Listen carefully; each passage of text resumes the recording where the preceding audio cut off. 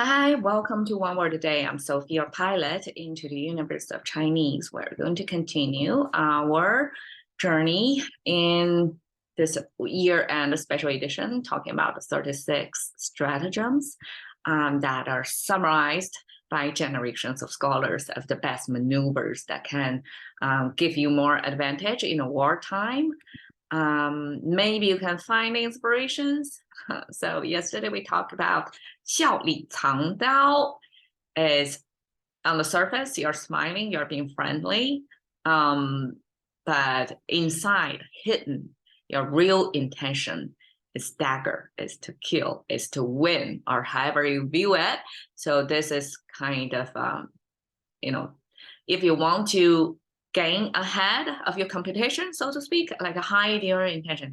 But I don't know how it's applied in today's world. Like maybe you want to make your intention known, but in these series, we often see this hidden. So on the surface, there's one thing. Below the surface, there's another. Often there is this separation of secrecy over there. Okay, 顺手牵羊. Okay, this is this is no secrecy, but this is a advice for you to take advantage of a situation when it's to your convenience or to your advantage. 顺手牵羊. Okay, 顺手牵羊, we have some very little bit lighthearted information here today. 顺, we're talking about water sign on the left, and you can see the water sign compared with the regular water sign. A few episodes ago, we talked about 满天过海. So we have the sky, and then we have the ocean, and in that ocean, we have this water sign. If you want to go back and check that, it has the similar stream structure, but the water, regular water in there, the default is it's going to have some turbulence. It's not going to be smooth sailing all the time, always, or everywhere. Only the middle line is continuous line, and the left and right sides are all broken lines. That means the water have some blockage in this water track and have to find a way, like go around it or something like that. But here you see it's smooth as curves, 3 of them. So that means it's a good channel, unblocked, everything going smoothly. And then we have the right side, it's the head symbol. So this is a kind of a distorted human figure, probably in a side kneeling or reclining. It's hard to say, but it's the human figure, generic figure, and get complicated on the right side, kind of curvy as over there, some body gestures over there. But it's still like, because there's 2 strings on each side, so it's still regarded as a human figure. And then the top is a zoom up view, especially the nose part. So this is the nose bridge, and these are the two nostrils, and this is kind of a wrapping around of the whole head. So the sphere of the head is kind of blown out of proportion of the pretty small body in relevance. So this is language creators' way to zoom in on whatever they want to express in that framework. So this is the head portion we're talking about, and this is human head we're talking about, right?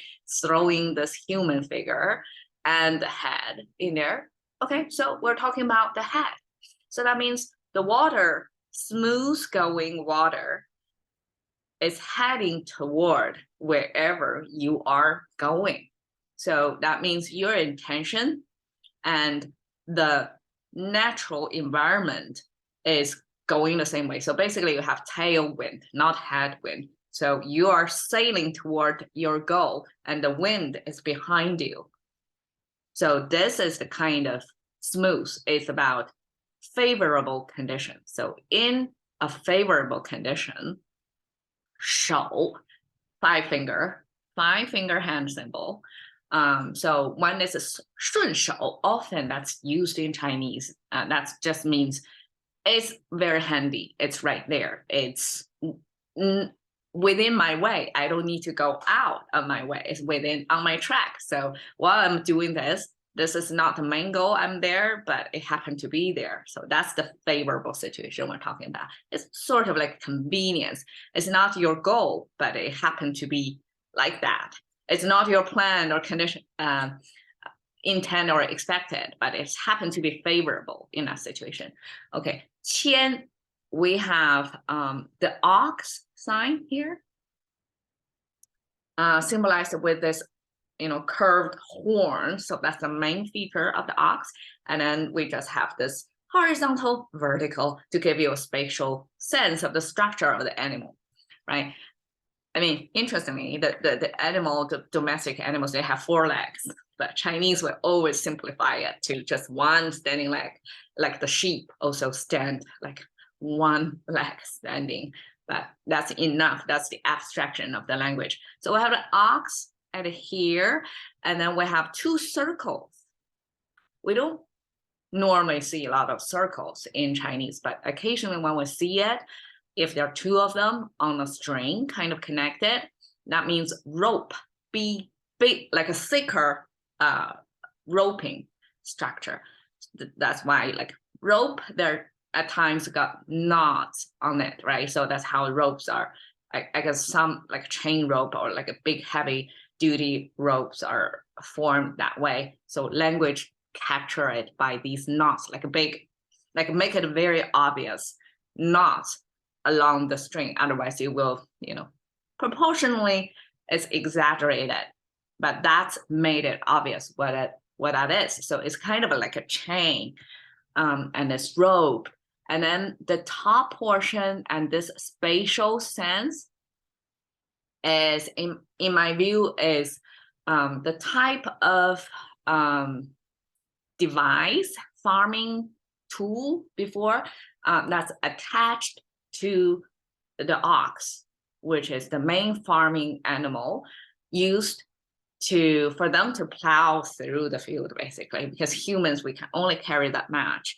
But with ox, which is much more muscular, if they can be trained to do farming work, that's even to the power of that community, right? So this describes this roping attached to the ox, and then the kind of device or farming tool attached to the whole thing, so that the ox can plow through the field with that to loosen the soil. I guess that's the purpose. Never worked with that before. So this kind of rope attached to the ox becomes the symbol that we use in the language to mean it's you're leading the way, you're leading the ox, you're directing or guiding the ox through this mechanism, the whole trappings on the ox to guide it of where you want to go, right, on a field. So this becomes the lead, because animals, we either capture it or herd it, and in a way we cannot like control it as we can control human to human. So with this domesticated animals, we can only like lead it, right, with a rope to lead it somewhere. And sheep, okay, have this pointy triangular horn. So it's different from this shape of horn of ox, but sheep have this shape of horn, more pointing. I think that's a very observant of the animals, of the language creators. The horizontal lines means the fur, the fluffiness of the sheep. And again, it's standing gingerly on 1 foot. It's a super simplification, of course, it's four, but we just use that to mean the frontal view of the sheep. It looks like that. And smooth hand, so when it's handy, when it's in my way, when the condition is favorable or convenient, I'm just going to lead the sheep. Well, okay, here, unsaid part is the sheep. Ownership is your enemy. It's not your sheep, but sheep is main meat source. So it's something that's going to favor you, even if sheep is not a big deal. It's just a sheep, like a few good meals for your army, right? But still, like you won't let it go. So you're going to take advantage whatever comes handy. So 顺手牵羊, I translate it as snatch. It's easy, close to you, and it's not a big thing, big resources. And it may not be, viewed as you intentionally try to steal. No, it's just it's right there. It's for you to take advantage of that situation. Even if it's not legitimately belong to you, but it's wartime. If it's your enemy's sheep, take it. And the advice behind that logic is small gains matter as well. Don't ignore those. And you can apply this strategy in both the winning and the losing time. Even if you're losing side, imagine like you try to escape or something, like you still have that mindset of whatever in your way, like when it's handy, snatch a weapon or something from your enemy to even accumulate such small gains, even if it's losing bigger scale, losing battle for this time, but still take whatever comes in handy your way. So eventually this expression 顺手牵羊 was used by the thieves. They are the people who intentionally steal, right?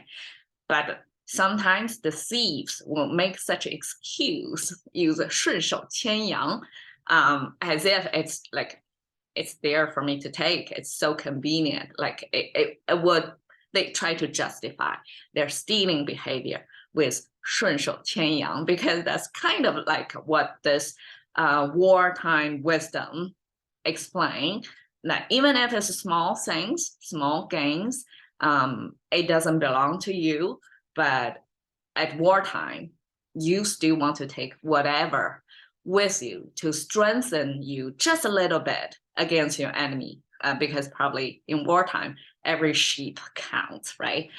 So here are two cute, fluffy sheep, and I want to kind of visualize this right next to a real live sheep facing you with the two, well, these are sheep. Probably that's the sheep with the horns, right? Different species of sheep, but the fluffy hair is kind of going horizontal, right? And then we have this tiny little legs. In proportion to the fluffy hair, it does kind of look like skinny legs right below, right? Okay, passioning to the currency of thinking by one word a day with Sophie. See you another day.